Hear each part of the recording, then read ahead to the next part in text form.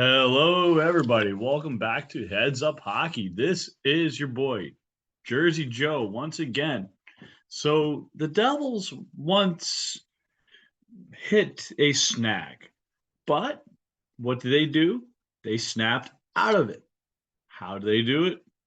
We'll get into this episode right now. So, here at Heads Up Hockey, it's important to talk about getting out of the funks, getting back into the rhythm, and getting ready for the playoffs. And what do playoff teams do? They snap back into their normal winning ways, change the mindset, stay focused on that one game, one day at a time plan. And having Lindy Ruff put in Kevin Ball, playing very good Sasquatch isolated defense, that typically is hits and blocks. And that has to do with being aggressive and counterattacking on defense. So when you do that, you can create a counterattack to transition up the ice to make offensive breakouts. So they start off a little slow, down 1-0, then 2-1, and then 2-2. Why? Brat scored 2 times. Then you had Nico Hischier scored number 3, and then Nolan Foote scored number 4. And then as the game got through, defense got tighter. Tampa Bay got more tired. The endurance level went down and down. And what did the Devils do? They got that hat trick by Jesper Bratt. And that made the Tampa crowd quiet. And that made the Devils focus on playing the next game. Who are the Devils playing? The Minnesota Wild. And yes, the Minnesota Wild do have some really good goaltenders in their tandem, like Philip Gustafsson, who's a really good up and comer, probably a really solid long term 1A type goaltender. And you have a guy like Marc Andre Fleury who's been around. You don't know how long he's going to be there, but it's good to also have Jesper Wallstedt in their pipeline. And then the Devils got Akira Schmid and Vitek Vanacek. And Vanacek looked great last night coming back from an ugly game where the defense let him down, but he looked a little shaky recently. But I personally believe that the Devils are on cue to get back to playing the normal winning ways and go into the playoffs getting hot at the right time, at the right place, and getting that magic number down very soon. And once they do, it's just, don't stop putting the pedal to the metal because you do not want to see your team getting, like complacent and just be like, whatever. How can this happen? Well, when teams get lackadaisical, they get taken advantage of playing playoff hockey. And playoff hockey is a totally different animal. There's not as much open ice. When there is, it gets seized a lot quicker. And I think that benefits the Devils in certain areas. And the Devils just got to shoot the puck a little bit more frequently and be able to create more bedlam. And guys like Timo Meyer will power forward their way through. They will also snipe their way as well. And the way that they can do that is to be assertive, jump in on the transition, and break in on the sides, and then crash the net as often as possible. And try and be pesty around the net and circulate around the goalie crease and around the bumper and when you do that, you create chaos and you tire the other team out and you make them overthink. And when that happens, that's a good thing for your offensive structure. And the Devils have some veterans like Dougie Hamilton, Eric Holla. You have guys like Timo Meyer who have been there. It's been a couple years for him, but Jesper Bratt's been around the block before once. Uh, Jack Hughes hasn't been there yet, but he will. And speaking of which, guys like him will start heating up. And once they do, it's hard to stop them.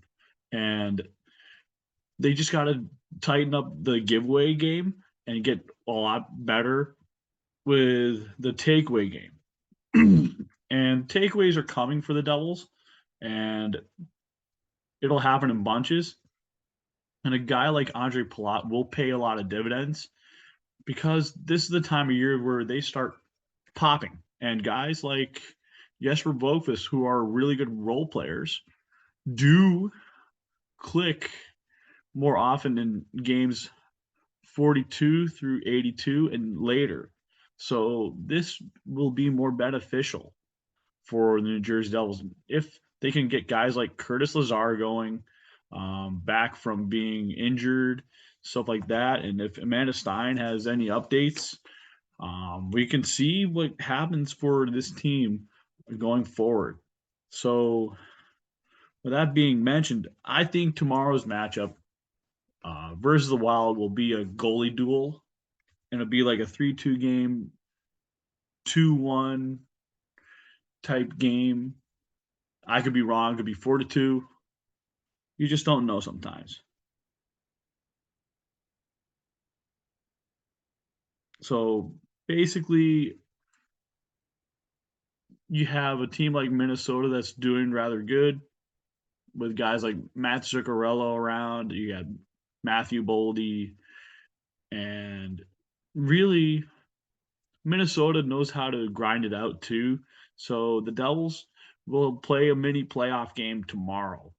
And I think with the way that the team is set, they will most certainly try and dictate the pace of the game. And the Devils have to start out being the team that scores first and locks down the game early. So I'm going to leave it at that for now. And I do believe that because, this team is building itself to gear up for the playoffs, the intensity is going to raise a couple gears and the building's going to be pretty loud for the Devils going forward. And I'm just trying to see if there's any updates. Let's see, per Amanda Stein. As of now, she just mentions that it's just Jack Hughes, Timo Meyer, Nico Hischier, Jesper Bratt, all in the 30 goal club this season. So this is a really good thing to have. And see.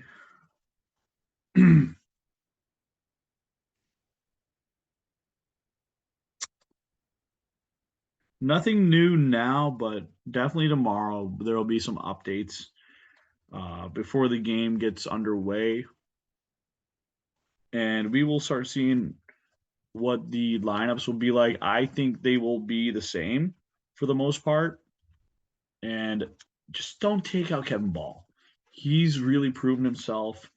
And also, once the Devils get Luke Hughes ready from Michigan, when Michigan is done with their season, I wouldn't be surprised if they do big in the playoffs. So, with that being said, I do see the Devils doing some damage. And if the Devils do play the Rangers, I think they start to outwit the Rangers or whoever they play that's, in whatever part of the wild card and go from there. I'm just happy that this team made the playoffs at this point If it weren't for the illness the past few years, because I know I'm uploading this to YouTube, I don't want to get demonetized. Um, it held back the Devils by an extra year, and the last year before Mark Recchi didn't do a good job at all, and the power play was just abysmal. But this year, the power play has been above average. But that's just to my naked eye, and it's been a huge step forward. And let's see how Lindy Ruff does through the rest of this season and the playoffs. And maybe if he does go transition to another role with the New Jersey Devils, maybe Andrew Burnett is the heir apparent that jumps in because he's the associate coach. So, with that being said, it's going to be an interesting final uh, stretch before this season concludes and then playoffs begin. So, the Devils have a game in hand versus Minnesota on Tuesday, on March 21st, and then 2 days off. Then they play at Buffalo. They play home against Ottawa. Then they have a day off. They play the Islanders on Monday, the 27th. Then a home game on Thursday versus the Rangers. And on the 1st of April, no joke, they play the Chicago Blackhawks, who are a joke because they're trying to win the Connor Bedard sweepstakes. I My guess is they win it. They win it or Arizona does. Those are my two picks. And you also have the Islanders on yeah, that never mind. That was a March one. So after you play Chicago at the United Center, you have your final game in Canada, 2nd of April in the regular season, and then you go on to play the Pittsburgh Penguins at home on Tuesday, and then you have the Columbus Blue Jackets. Then on the 6th, and then you play at Boston on the 8th of April, and then on the 13th, the 11th of April, you have Buffalo. And so that's going to be an interesting one for fan appreciation night. And then you play at Washington to close out game 82. So game 81, just win at home and go from there. And it's going to be an interesting playoff run at this point. So in tomorrow's matchup, Kirill Kaprizov in 65 games has 39 goals, 74 points. And then you have Matt Zuccarello, the former New York Ranger, with 68 games played, 41 assists, 63 points.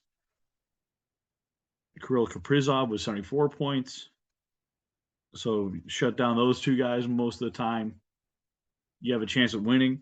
Jack Hughes with 37 goals, 81 points right now, looking for 93 to hit Mr. Taylor Hall. 83 to tie McGillney for the season record. Dougie Hamilton with 66 points right now and looking to break a record as well. And 70 games played plus 23. Jack Hughes, 81 points. So really, this Devils team is stacked. And definitely, you got to look at the way this team has been scoring. And that's part of this team's identity, is being able to score. And it feels more like a committee. So, yeah.